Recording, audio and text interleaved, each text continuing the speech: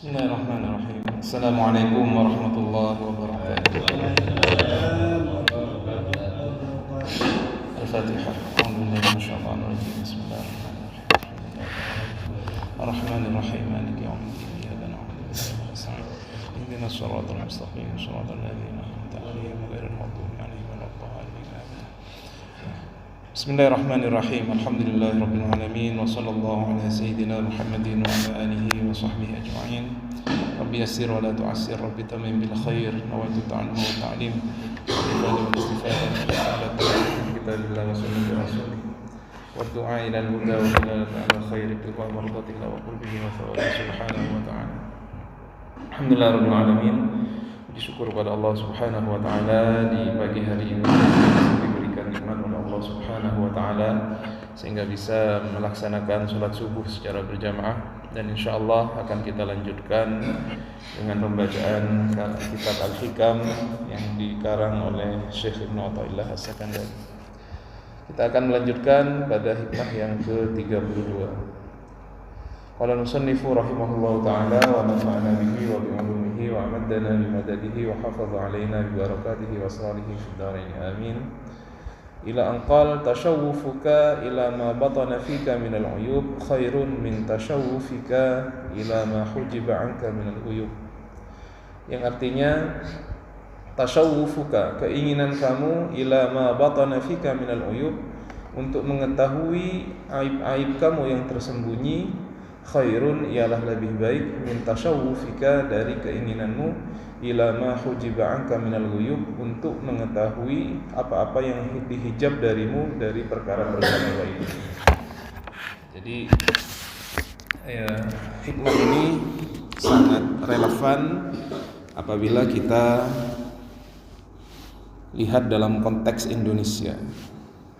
Di Indonesia ini sangat banyak, saya kira, orang yang kemudian memperdaya orang lain, menipu orang lain dengan dalih dia bisa mempunyai keramat. Beberapa tahun yang lalu di daerah Probolinggo, di Wangkal, itu ada seseorang yang mengaku bisa menggandakan uang. Jadi tangannya ditaruh ke belakang bajunya, langsung dilemparkan ratusan juta begitu. Dan itu banyak korbannya. Bahkan ya bukan profesor ya. Ini profesor enggak jelas. Ada profesor ikut. Nah, ini enggak jelas ke profesor apa ya. Nah, ini banyak di negara-negara seperti Indonesia, India, dukun-dukun berkedok keramat, berkedok hal-hal seperti ini yang kemudian meresahkan. Maka di hikmah ini dijelaskan oleh beliau. Jadi keinginan kamu untuk mengetahui hal-hal yang tersembunyi dari aib-aibmu itu lebih baik dari keinginan kamu untuk mengetahui hal-hal yang berupa hal-hal gaib yang ditutup untukmu. Jadi Allah Subhanahu wa taala ketika menciptakan manusia di dunia ini, semua mendapatkan cobaan menurut kadarnya masing-masing. Apabila yang dihadapi oleh setan yang kemudian selalu menjadi cobaan bagi manusia ini, yang dihadapi adalah orang yang jauh dari jalan Allah, maka setan tugasnya adalah menambah orang itu semakin jauh dari Allah Subhanahu wa taala. Apabila yang dia hadapi orang yang jauh dari agama, maka tugas setan adalah bagaimana orang tersebut tidak bisa kembali, tidak bisa bertaubat kepada Allah, semakin dijerumuskan semakin dalam. Maka tugas setan di situ. Apabila yang setan hadapi adalah kalangan awam, kebanyakan manusia yang enggak soleh-soleh banget, tapi yang enggak jahat-jahat banget, biasa, kalangan biasa, maka tugas setan mempunyai tugas yang lain. Bagaimana golongan ini bisa terjatuh ke dalam jurang kemaksiatan, bisa jauh dari Allah, begitu. Dalam menghadapi golongan yang lain pun setan berbeda cara juga. Apabila setan mempunyai musuh yaitu dari kalangan pendai, dari kalangan ustadz, dari kalangan kiai, dari kalangan mursyid thariqah, katakanlah begitu. Orang yang mempunyai pengikut, orang yang berbicara di depan, orang yang didengarkan ucapannya, maka setan mempunyai cara bisikan yang sangat halus juga. Misalkan dia membisikkan kepada orang-orang yang didengarkan perkataannya, kepada ustadz, kepada kiai, kepada mursyid thariqah, kepada orang yang banyak pengikutnya, orang yang berbicara di depan, dikatakan begini, oh ini murid-murid kamu ini akan tambah yakin kepadamu apabila kamu nanti dalam majelis kamu itu kamu bicara. Kalau kamu itu tadi malam bermimpi dengan siapa begitu, keramat-keramat kamu ceritakan semua itu. Kenapa? Semakin kamu ceritakan karomah-karomahmu, hal-hal ajaib itu, maka murid-muridmu akan semakin yakin denganmu. Bahkan mungkin ada sebagian dari kita yang majelisnya diisi dengan keramat-keramat seperti ini. Wah, bisa begini, bisa gini. Dan ini untuk konteks Indonesia, yang ada di Indonesia ini sangat sangat cocok sekali. Karena sebagian dari kita masih berasosiasi apabila orang itu soleh, maka yang tampak dari dia adalah kekeramatannya. Orang soleh itu orang yang bisa terbang seperti Angling Dharma dalam film Mak Lampir, terbang kemana-mana. Orang soleh itu bisa jalan di atas air. Orang soleh itu bisa merubah tongkat jadi ular misalkan. Itu banyak yang kita lihat di Indonesia seperti itu. Apakah benar tanda kesolehan seseorang itu akan tampak dari keramatnya, walaupun kita tidak mengingkari karomah yang diberikan oleh Allah kepada wali-walinya. Kita tidak mengingkari itu, memang ada karomah Allah yang diberikan kepada walinya seperti Syekh Abdul Qadir Al-Jilani dan para wali-wali yang soleh yang lain. Tapi apakah kemudian ketika kita berzikir kepada Allah, mendekat kepada Allah, tujuan kita adalah menjadi seperti itu? Kita bisa menyingkap seseorang, kita bisa membaca hati seseorang. Dan mohon maaf, Syekh Ramadan Al-Buti kurang berkenan misalkan ketika dalam majelis-majelis ilmu seperti ini, kemudian seorang syekh, seorang guru, seorang ustadz, seorang kiai hanya menceritakan misalkan tadi malam saya bermimpi kepada Rasulullah SAW, misalkan saya melihat Rasulullah. Ya sebenarnya nggak apa-apa, cerita seperti itu tidak apa-apa. Tapi kalau kemudian hanya itu yang kemudian menjadi tujuan utama kesolehan kita, misalkan tidak mampu bermimpi Rasulullah, kemudian membuat kita sedih, tidak bisa mencapai derajat tertentu dalam hal tasawuf misalkan, maka kemudian kita menganggap diri kita gagal. Padahal dikatakan di sini, keinginan kamu untuk mengetahui hal-hal yang tersembunyi darimu, dari aib-aibmu, itu lebih baik daripada keinginanmu untuk melihat hal-hal yang gaib itu. Jadi manusia itu mempunyai dalam dirinya yang disebut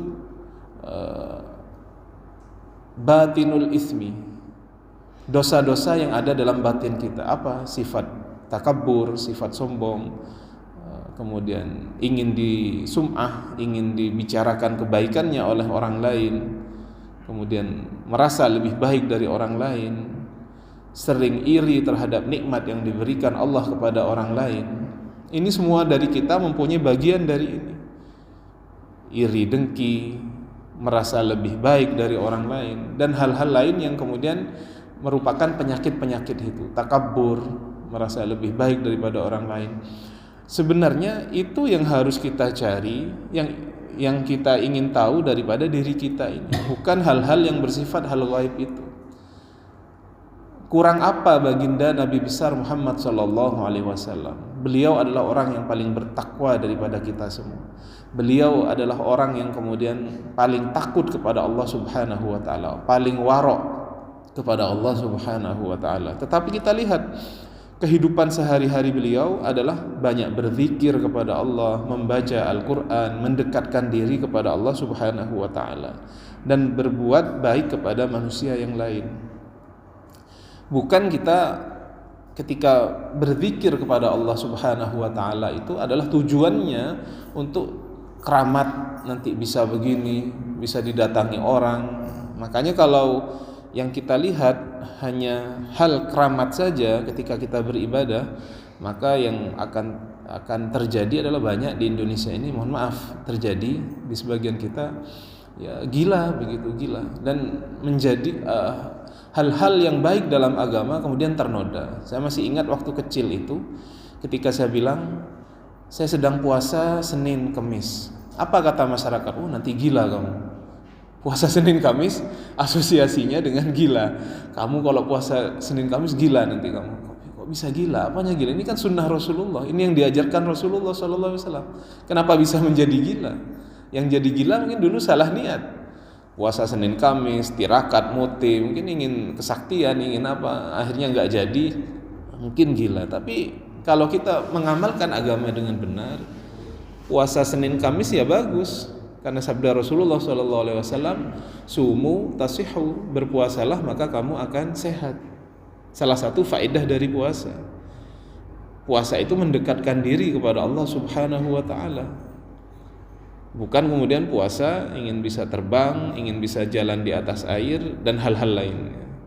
Nah, maka di Indonesia rawan terjadi ini, bapak-bapak, ibu-ibu. Kita secara nggak sadar, bahkan sampai sekarang itu masih, mohon maaf, ustadz dan dukun itu tipis perbedaannya. Datang ke dukun, datang ke ustadz ini. Ya, kalau dukun ya penuh dengan hal-hal yang seperti itu. Disuruh cari syarat, suruh buang ini, hal-hal yang kemudian tidak ada tuntunannya dalam agama, dan sudah banyak dibongkar. Kalau bapak-bapak, ibu-ibu tahu, ada sekarang namanya pesulap merah dan lain-lain, itu dibongkar semua, kedok-kedok, dukun-dukun palsu, ilmu-ilmu laduni palsu, itu semuanya dibongkar. Makanya kita harus logis dalam beragama ini, bahwasanya apa? Kita beragama, berzikir kepada Allah, membaca Al-Quran itu untuk taqarrub ilallah. Bukan kemudian tujuan kita ingin sakti, ingin lain. Al-istiqamah khairun min alfi karamah. Istiqamah kita menjalankan agama ini lebih baik dari 1000 kekeramatan yang muncul. Bukan keramat itu yang kita ingin dekat kepada Allah Subhanahu wa ta'ala. Bukan kemudian dari kita bisa merubah tongkat jadi gula misalkan, atau hal-hal lain. Dan ini banyak terjadi, mohon maaf, di negara-negara dunia ketiga. Indonesia ini banyak masih seperti ini, praktek perdukunan. Termasuk saya lihat juga negara-negara seperti India itu banyak sekali. Ada tempurung kelapa, kemudian diberi bacaan-bacaan tertentu dalam bahasa mereka, bahasa India, bahasa Urdu. Kemudian tempurung kelapa itu bisa berjalan ke kanan, ke kiri, ke kanan, ke kiri. Nah, ini dibongkar sama orang, kok bisa berjalan? Setelah dibuka, Masya Allah, isinya tikus, bapak-bapak, ibu-ibu. Jadi tempurung kelapa dikasih tikus, ya berjalan. Orang-orang yang percaya dikasih uang, dikira wali, disembah-sembah begitu. Nah, ini perlu kita ya berkampanye tentang hal ini. Sampai sekarang masih banyak di Indonesia hal-hal seperti ini, terutama orang-orang yang tidak mengenyam pendidikan. Jangankan yang tidak mengenyam pendidikan, profesor sekalipun kalau sudah buta hatinya bisa ikut-ikut juga hal-hal yang aliran-aliran sesat seperti ini. Makanya ini penting sekali bahwasanya kita beribadah kepada Allah, tujuannya apa? Mendekatkan diri kepada Allah, mengetahui aib kita. Kita ini adalah hamba Allah Subhanahu wa ta'ala. Seharusnya seseorang semakin tinggi derajatnya kepada Allah, semakin tahu betapa hak Allah itu semakin besar kepada kita, dan kita tidak bisa memenuhi hak Allah tersebut. Lihat bagaimana Rasulullah SAW dalam setiap majelis itu beliau tidak kurang beristighfar 100 kali, karena beliau merasa mengetahui hal-hal yang sudah dibuka oleh Allah Subhanahu wa ta'ala. Makom beliau naik, makom beliau tambah naik, dan beliau beristighfar terhadap makom yang tadi sudah ditinggalkan. Begitu, beliau selalu beristighfar. Andaikan kita selalu merenung akan kebesaran Allah Subhanahu wa ta'ala, mungkin dalam hidup kita akan banyak beristighfar, karena betapa banyak kita tidak memenuhi hak-hak Allah terhadap kita. Nah, makanya Orang yang semakin tinggi ibadahnya kepada Allah, semakin mengenal Allah Subhanahu wa taala, ini semakin sadar akan kekurangan dirinya. Bukan kemudian ketika dia sudah mendekat kepada Allah Subhanahu wa taala yang dia tonjolkan malah nilai-nilai kekeramatan seperti ini yang rawan sebenarnya untuk disalahgunakan. Rawan sekali. Bisa membaca pikirannya seseorang misalkan. Sudah kayaknya ini di majelis ini ada yang melakukan dosa ini, begitu ya. Saya pernah ingat dulu itu di pasar di Bondowoso itu ada orang jual jamu. Namanya orang jual jamu, Pak. Datang, saya ranya menembian, tiba-tiba dipukul punggungnya keras sekali. Buk, apa jeng bian sih? Dari mana orang ini tahu kalau bapak ini tidak sholat? Apa jeng? Dipukul, Pak. Setiap yang datang dipukul punggungnya. Ini kan tebak-tebakan. Dari mana dia tahu bapak ini? Ya mungkin ya kebanyakan orang awam nggak sholat mungkin waktu itu. Ini kan berbahaya. Tidak ada yang tahu kita itu sedekat apa dengan Allah. Itu tidak ada yang tahu. Sholat enggak, kita nggak ada yang tahu. Makanya tebak-tebakan seperti ini bisa menjatuhkan mental kita. Bayangkan ketika saya misalkan pura-pura ada seorang kiai besar bilang, saya mencium bau-bau maksiat ini di majelis ini. Ini kan buat kita galau semua. Maksiat apa yang saya lakukan? Kayaknya saya nggak mau hadir lagi ke sini kalau masih ada ini bau maksiat ini. Misalkan hal-hal seperti ini kalau dibuka ke masyarakat ini kan bikin orang malah galau. Apa karena saya tadi ngelihat perempuan di pinggir jalan? Apa karena saya lupa nggak sholat? Apa begitu? Nah maka bukan itu sebenarnya tujuan ibadah yang kita lakukan. Kekeramatan bisa diberi kasyaf ya. Kasyaf itu sesuatu yang dibuka, dan ini memang ada di wali-wali Allah, itu memang ada. Tapi wali Allah yang benar-benar wali itu mereka menyembunyikan kekeramatan mereka, disembunyikan, lebih malu daripada seseorang perempuan yang haid menyembunyikan haid mereka. Nah, ini perlu saya jelaskan. Kenapa dibilang seorang wali menyembunyikan kekeramatan mereka apabila diberi keistimewaan oleh disembunyikan lebih dari seorang perempuan yang menyembunyikan haid mereka. Jadi memang beda budaya bapak-bapak, ibu-ibu. Di negara-negara Arab, perempuan itu sangat malu untuk bilang bahwa dirinya haid. Berbeda dengan Indonesia. Ketika datang bulan itu, orang di Arab, perempuan itu daripada dia mengaku dirinya haid, misalkan dia datang ke sebuah acara, ayo sholat, dia lebih baik berpura-pura ke jeding, berpura-pura ke tempat sholat daripada dia mengaku bahwasanya dirinya haid. Ini budayanya orang Arab. Jadi dengan mengetahui budaya seperti ini, kita tidak kaget nanti misalkan kita umroh, kita haji, ketemu orang Arab, kita tahu bahwasanya mereka itu aib, merasa jelek apabila mengakui bahwasanya perempuan itu haid. Walaupun itu normal sekali, kita tahu bahwasanya perempuan ada masa suci, ada masa haidnya, tapi perempuan Arab itu sangat malu untuk bilang bahwasanya dirinya haid. Berbeda dengan Indonesia. Di Indonesia kumpul-kumpul, ayo salat, tak ngeneng, nggak bisa lagi biasa di sini. Tapi orang perempuan Arab malu. Nah, makanya akhirnya muncul perkataan ini. Seorang wali malu untuk menunjukkan karomah yang diberikan oleh Allah kepadanya, seperti lebih dari malunya seorang perempuan yang menyembunyikan haidnya. Jadi begitu. Jadi kita beribadah kepada Allah ini saya kira penting.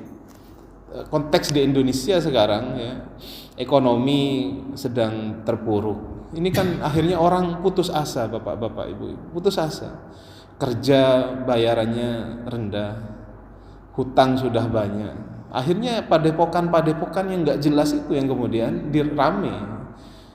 Padepokan nggak jelas, 1 juta bisa jadi 100 juta, 100 juta bagi 1 miliar. Siapa yang nggak mau 100 juta jadi 1 miliar? Tapi mana ada orang bisa menggandakan uang? Kalau kita pakai logika kita, dia bisa menggandakan uang. Kenapa nggak gandakan uangnya sendiri? Kenapa uangnya orang yang diambil dan kemudian tidak dikembalikan? Kalau kita pakai logika kita, ini penting. Atau tiba-tiba di desa-desa itu banyak ada orang pakai jubah putih, bawa tasbih besar, kepalanya dipakai imamah besar, datang ke desa-desa, ngaku saya keturunan ini, saya Habib Fulan, saya ini, ujung-ujungnya minta uang, misalkan. Ini kan rawan disalahgunakan, hal-hal seperti ini rawan. Walaupun kita sangat menghormati dzurriyyah Nabi Muhammad SAW, tapi apabila ini digunakan untuk memperdaya manusia, tentunya kita nggak setuju. Maka ilmu itu di atas segalanya. Kita lihat apakah orangnya berilmu, apakah orangnya istiqomah menjalankan agama, apakah dia berdakwah di jalan Allah. Maka itu yang menjadikan tolok ukur orang tersebut kita hormati atau tidak. Bukan kemudian karena bajunya pakai baju putih, bawa tasbih sangat besar, imamah diikat-ikat di kepalanya. Ini rawan kemudian disalahgunakan untuk penipuan. Banyak di Kalimantan, banyak kemudian penipuan-penipuan seperti ini. Makanya kita pakai logika kita, jangan sampai ibadah ataupun agama ini kemudian hanya tujuan kita keramat. Walaupun di Indonesia sangat ini yang kemudian menjadi budaya kita. Cerita wali-wali di Indonesia kan seperti itu. Sunan Kalijaga, kemudian bisa merubah kolang-kaling jadi emas, disuruh nunggu tongkat di pinggir sungai begitu ya.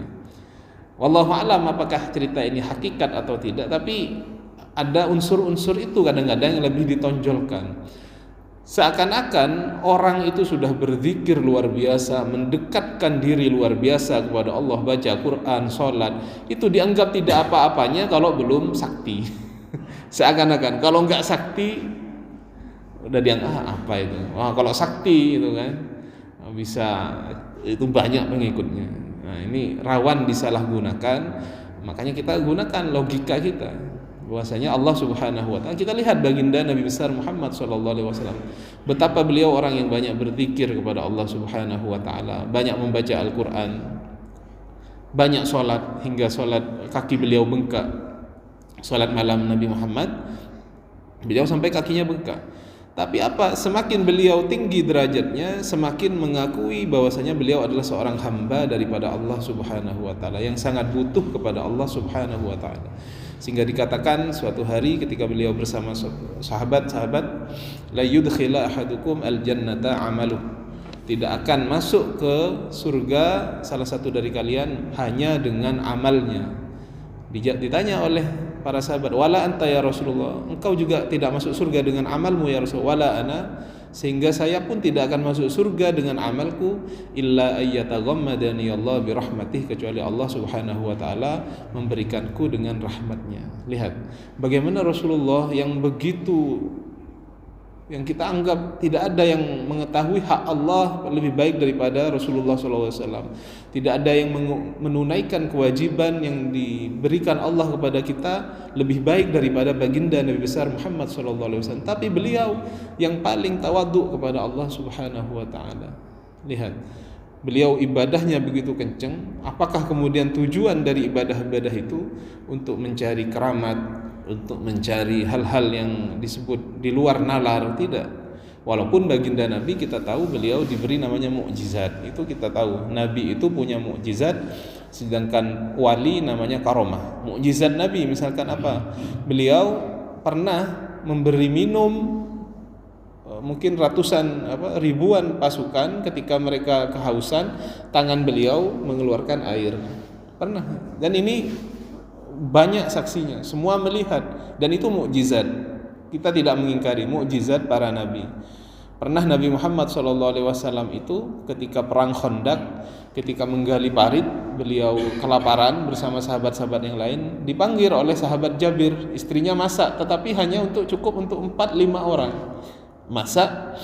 Akhirnya dipanggillah Rasulullah, ya Rasulullah, istri saya masak, monggo dihaturi Anda makan. Karena waktu itu dari saking laparnya itu pengganjalan perut itu terjadi ketika beliau menggali di Khandaq itu, di perang Khandaq di sekitar Madinah. Tetapi apa kata Rasulullah? Wahai sahabat sekalian, kita diundang makan oleh Jabir, diundang makan, padahal istrinya sahabat Jabir ini hanya mengundang beberapa orang. Akhirnya gopoh sahabat ini pulang kepada ini gimana ini? Rasulullah mengundang semua sahabat untuk makan. Yang ngundang kamu apa Rasulullah? Rasulullah. Kalau yang ngundang Rasulullah cukup insya Allah. Akhirnya apa yang terjadi? Rasulullah datang ke rumahnya sahabat itu, dia bilang, kamu jangan pernah turunkan panci ini dari atas kompor. Jadi dibuka, ditutup, diambil makanannya, dibuka, ditutup. Akhirnya dipanggillah 10 orang, dibuka, diambilkan makanan, ditutup lagi, naik lagi isinya. 10 orang makan, selesai, dipanggil lagi 10 orang makan, dan tidak habis makanan yang ada di panci itu. Sampai semua makan, penggali parit di Khandaq itu akhirnya sisa makanannya dibagikan kepada sahabat-sahabat Jabir begitu. Ini mukjizat terjadi. Wali-wali itu ada mukjizatnya. Syekh Abdul Qadir Al-Jilani ada mereka mukjizat karomah-karomah yang diberikan kepada wali-wali Allah. Tetapi bukan itu tujuan kita. Ketika kita mendekat kepada Allah Subhanahu wa taala, seharusnya kita lebih mengetahui aib yang ada di dalam diri kita ini. Bahwasanya manusia itu ada nafsu. Nafsu ini pasti kita iri kepada tetangga kita, iri kepada kesuksesan orang lain, itu pasti ada. Merasa takabur, lebih baik daripada orang lain, itu pasti ada. Makanya lebih baik kita mengetahui aib-aib dari kita daripada kita sibuk untuk mencari apa yang dihijab oleh Allah daripada hal-hal yang bersifat gaib. Saya kira ini yang bisa saya sampaikan. Yang intinya adalah bagaimana kita bisa mengetahui hak Allah kepada diri kita. Kita beribadah kepada Allah dalam rangka untuk taqarrub ilallah subhanahu wa ta'ala, bukan untuk kemudian mencari hal-hal yang bersifat kekeramatan. Pernah kita dengar Kiai Hamid Pasuruan, kita dengar dari riwayat-riwayat yang sampai kepada kita, ketika beliau menjadi orang soleh, kemudian banyak orang datang kepada beliau, minta doa kepada beliau. Apa kata Kiai Hamid? Saya ini sholat kepada Allah, beribadah kepada Allah, ini untuk saya sendiri, saya ingin mendekat kepada Allah. Kenapa orang-orang menjadi menganggap saya dianggap keramat dan lain-lain? Jadi inilah orang-orang soleh yang perlu kita tiru, dan mohon maaf, hati-hati di masyarakat, kedok-kedok penipuan itu masih banyak.